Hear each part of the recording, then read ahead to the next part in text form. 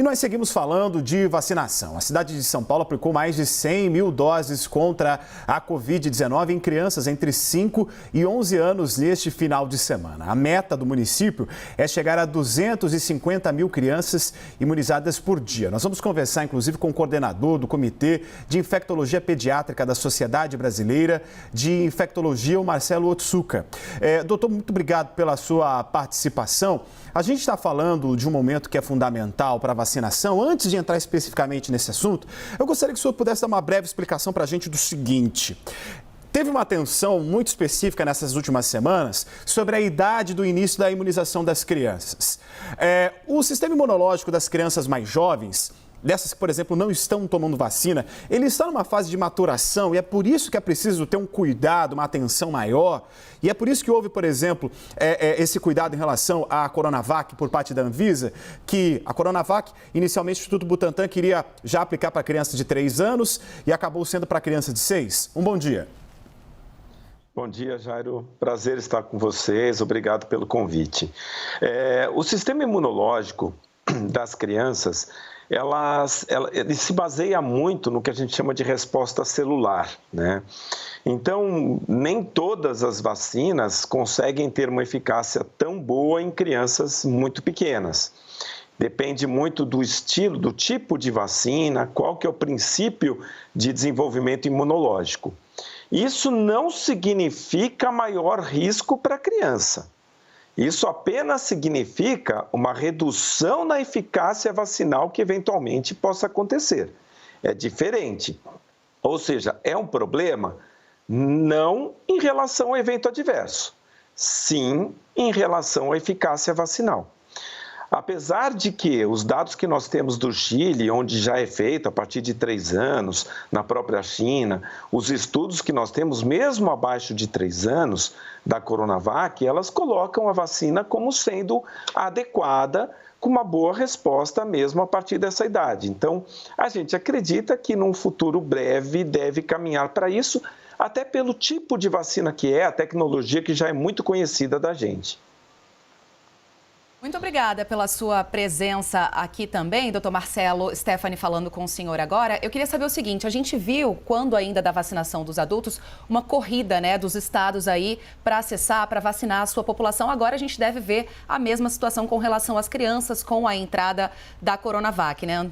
Anteriormente tínhamos só a Pfizer, agora a Coronavac também aprovada para crianças a partir dos 6 anos de idade. Isso é um risco? E qual é o risco, caso sim, da gente ver ritmos diferentes de vacinação, pensando que essas crianças agora estão às vésperas do retorno às aulas dos estados, desse ritmo diferente de cada unidade da federação? Bom dia para o senhor. Bom dia, Stephanie. Uma pergunta excelente. Eu acho que é importante a gente entender que a gente precisa vacinar, e não é só o Brasil, é o mundo. Porque não adianta eu vacinar aqui e na África ter um monte de casos com novas variantes aparecendo. A gente tem que ter uma rapidez na vacinação de todos. Então, quanto mais rápido a gente conseguir a vacinação, melhor é. Até porque, começando as aulas, acaba sendo um risco novo para as crianças. Eu gostaria de deixar muito claro que nós não podemos deixar de levar as crianças à escola. Elas já foram muito prejudicadas no desenvolvimento delas e provavelmente esse prejuízo não vai mais conseguir ser revertido. Tá?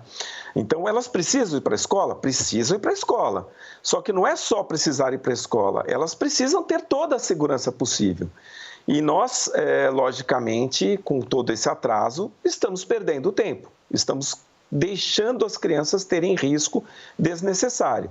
Então, o risco principal é atrasar. Nós precisamos fazer rapidamente a vacina de todas as crianças.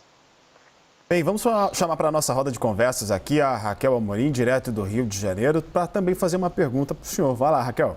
Obrigada, Jairo. Doutor Marcelo, bom dia.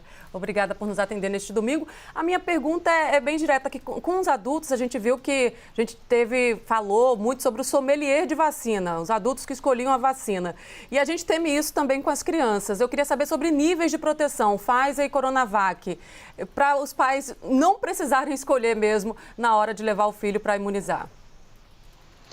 Bom dia, Raquel. É outra pergunta interessante. Eu acho que aquela premissa de que a vacina administrada, a vacina no braço, é o melhor que nós podemos ter para as crianças, será que vale a pena eu atrasar mais ainda a vacina do meu filho? Não. Tá? Então, acho que nós temos que fazer a vacina que nós tivermos disposição. Mas, de uma forma geral, o que a gente observa é que a vacina a Coronavac, ela demonstrou nos estudos em torno de 87%, talvez um pouco mais de proteção para internação em casos graves. A vacina da Pfizer, se eu não me engano, em torno de 92%. É uma pequena diferença, não é uma diferença tão grande assim que vai dizer para a gente, não devemos fazer ou devemos fazer outra. Outro fator que é importante é que essas vacinas elas atuam de maneiras diferentes, né? Ou seja, a gente sabe que a Coronavac talvez tenha uma resposta melhor na imunidade celular em relação à Pfizer. A Pfizer tem uma produção de anticorpo excelente, o que é muito bom. Só que quando a gente analisa, basicamente o que a gente analisa é a produção de anticorpo neutralizante. Então, são análises diferentes e não são análises completas que nós fazemos em relação à eficácia. Então, o que vale muito é a eficácia na vida real, que são os dados que a gente tem dos países que já têm feito a vacina, como o Chile, como os Estados Unidos, como vários países da Europa, como Israel, Argentina e etc. E o que a gente tem é que a proteção é muito boa com as duas vacinas. Então, eu acho que nesse momento o importante é fazer a vacina. Não importa qual que a gente pense, elas têm uma resposta imunológica, a princípio, muito próxima. Doutor, nessa semana nós tivemos o caso do menino de 10 anos, que teve uma parada cardíaca após ser imunizado. E depois, início, fizeram uma investigação e o Ministério da Saúde, com essa investigação, chegou à conclusão, a parceria com a Vigilância Sanitária, de que nada tinha a ver com a vacina e sim de que o garoto sofria de uma síndrome de Wolff-Parkinson-White. Pode, às vezes, parecer chovendo molhado, mas eu gostaria que o senhor explicasse para a gente sobre a segurança das vacinas administradas às crianças. Riscos existem mínimos, mas por que é tão importante vaciná-las? Bom, até para esclarecer, a doença de Wolff-Parkinson-White é um estímulo anômalo na frequência cardíaca. Digamos que é uma arritmia cardíaca. É uma doença que leva à arritmia e leva a essas manifestações que a criança apresentou. A vacina desencadeou isso? Não. É uma doença que a criança tinha, que, graças a Deus, já se sabe qual é e ela está bem. Tá? Então, acho que isso é importante a gente dizer.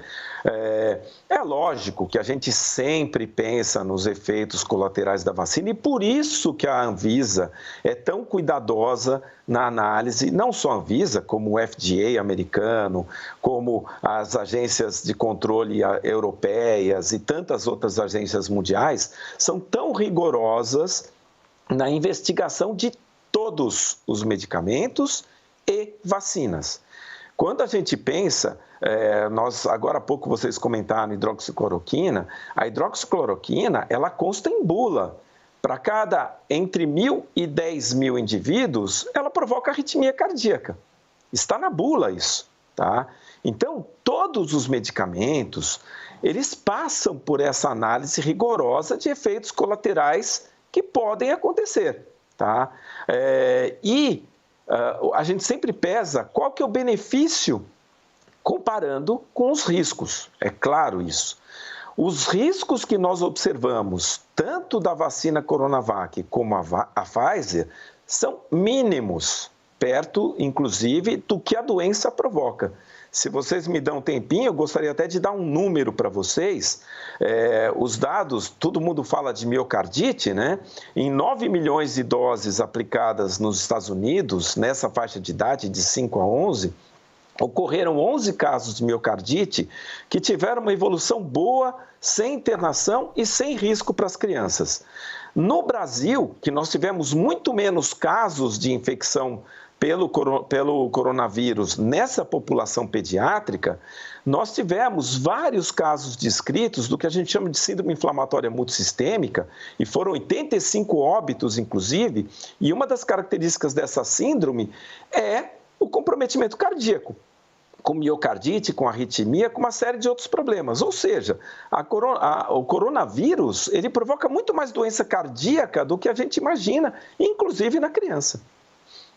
Doutor Marcelo, o senhor que está na linha de frente, aí, a gente também aqui como imprensa tem muito esse papel de absorver, né, esses primeiros impactos. E nos chegam muitos questionamentos a respeito de ser uma vacina experimental, por exemplo. Eu vou até pedir para o senhor mais uma vez chover no molhado e explicar para a gente por que essas vacinas não são experimentais. A gente ouve muito também falar que a gente pode ver o efeito dessa vacinação em crianças agora daqui a 10 anos, daqui a 20 anos é que a gente vai perceber os efeitos dessa vacinação na população, quando essas crianças já forem adultas. Vou pedir mais uma vez a paciência do senhor para rebater esses argumentos. Bom, a questão de risco de vacina experimental, não, gente, ela já foi experimentada na fase 1, na fase 2, na fase 3. Mas todos os medicamentos e todas as vacinas têm o que a gente chama de fase 4, ou seja, depois que elas são liberadas, elas continuam sendo analisadas. Todos os laboratórios, inclusive a Anvisa, eles têm o compromisso de acompanhar, eventualmente, efeitos colaterais que possam acontecer no futuro.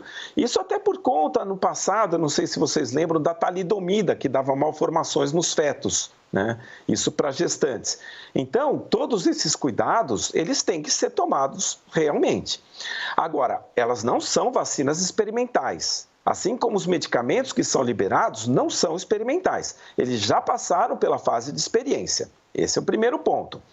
O segundo ponto é que, pela tecnologia que é utilizada da vacina, pelas características do vírus, não imagina-se e não acredita-se que qualquer dessas alterações venham a acontecer no futuro. Tá? E isso é questão de ciência. Pela ciência, a gente não acredita que qualquer coisa dessas possam acontecer no futuro. Então, nós temos uma tranquilidade muito grande de utilizar essas vacinas com segurança. Doutor Marcelo, a gente vem acompanhando um aumento no número de internações, neste momento, de adultos não vacinados e também de crianças. Isso deve ser levado em consideração para a gente agilizar mesmo, acelerar a vacinação infantil no país? Sim, com certeza. O número de crianças internadas aumentou muito. Eu, hoje, no meu hospital, tenho 8 crianças internadas e com problemas graves. Então, aumentou muito, é um problema sério a infecção, porque nós temos muitos casos e, por termos muitos casos, é lógico que, proporcionalmente, a gente vai ter mais crianças e mais pessoas não vacinadas internadas. Até a título de comparação, nós temos o quê? 80% da população vacinada, só que 80% dos internados são daqueles 20% da população não vacinada, que são os que têm quadros mais graves. Então, a gente precisa, sim, acelerar e precisa que todos entendam que a vacina é importante e salva vidas. Bem, não tomar vacina é praticamente uma roleta russa, né? Levando em consideração todos esses dados. Doutor, a gente não tem um tempo hábil para a conclusão da vacinação das crianças até o regresso das aulas, mesmo com a inserção agora da Coronavac, até com uma possível oferta de mais vacinas, além das 9 milhões de doses que o governo federal estima ter, outras pelo menos 8 seriam oferecidas pelo Instituto Butantan para o restante do país, e esse intervalo de 2 meses não daria tempo para o começo das aulas. Mas, se as crianças forem imunizadas com uma dose, isso já no regresso das aulas ajudaria a aumentar a imunidade e, com isso, trazer algum tipo de benefício para as crianças, uma vez que, para poder ir até a escola, elas vão precisar encontrar outras pessoas e circular? É lógico que sim. Quanto mais nós estejamos vacinados, é lógico que é melhor. Uma dose é melhor do que nenhuma dose. Mas a gente tem que entender que uma dose não é a resposta completa, tá? Uma dose não significa que a resposta seja tão duradoura. Esse é um problema sério que nós temos. Mas, lógico que é melhor do que nenhuma dose.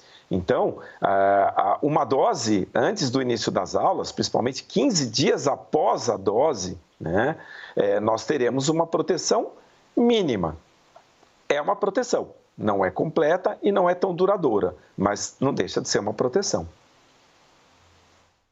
Já é melhor do que nada, né, doutor Marcelo? Vou perguntar aos meus colegas, alguém tem mais alguma pergunta, senhores? Vou encerrar aqui a entrevista.